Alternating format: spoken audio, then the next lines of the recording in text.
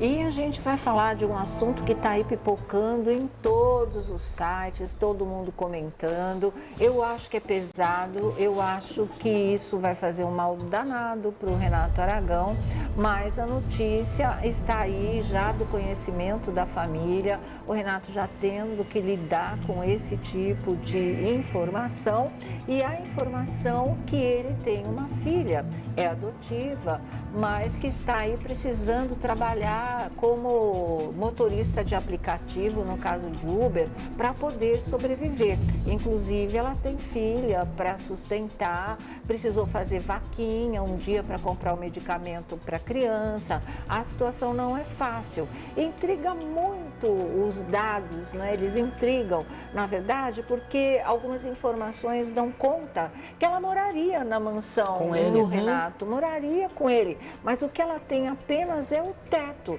Não tem uma interação boa com a família, praticamente nem existe. Segundo as informações, ela não seria benquista porque ela namora uma mulher. Nossa. E aí a coisa dificulta ainda mais o relacionamento com o Renato, com a esposa dele, com os demais parentes, e a situação dela vai ficando cada vez mais complicada.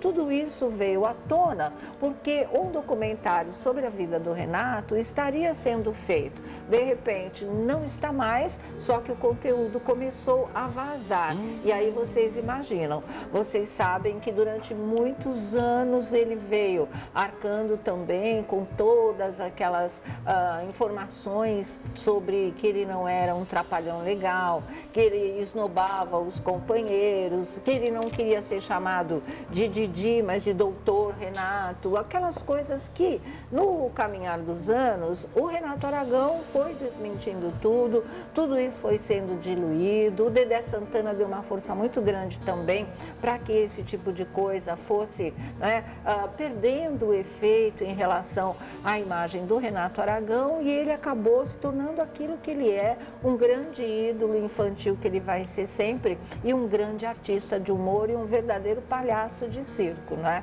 E ele conseguiu ficar no posto, no lugar que ele merece estar por todo esse trabalho que ele realizou. Claro que junto dos colegas, os Trapalhões são eternos, mas a partir de agora a coisa pega, porque não é só em relação a colegas de trabalho, é em relação à família.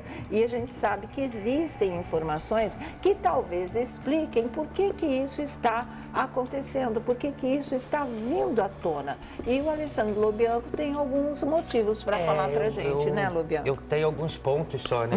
Eu posso especular, mas estou colocando essa palavra especular para tirar as certezas que eu tenho, na verdade. Porque, sim, assim, eu já acompanho há bastante tempo, na verdade, já há cerca de uns 4 anos, o trabalho que o Rafael Scarpa estava fazendo. O Rafael Spaca estava fazendo para levar para o cinema um documentário sobre a vida do Renato Aragão.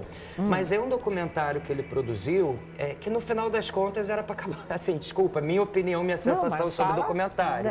Era para acabar com a imagem do Renato Aragão, porque eram depoimentos concentrados ali com ex-camareiras, ex-colaboradores que estavam ali para sentar o pau no Renato Aragão, para falar que ele não era um bom funcionário, que ele não dava atenção para a equipe, que pela frente das câmeras era uma pessoa, pelas costas, por trás das cortinas era uma outra. Isso deu uma confusão, eles até conseguiram cerca de 40 celebridades para falar no documentário, mas o que pegou era que os cortes mais fortes estavam por conta dos ex-funcionários.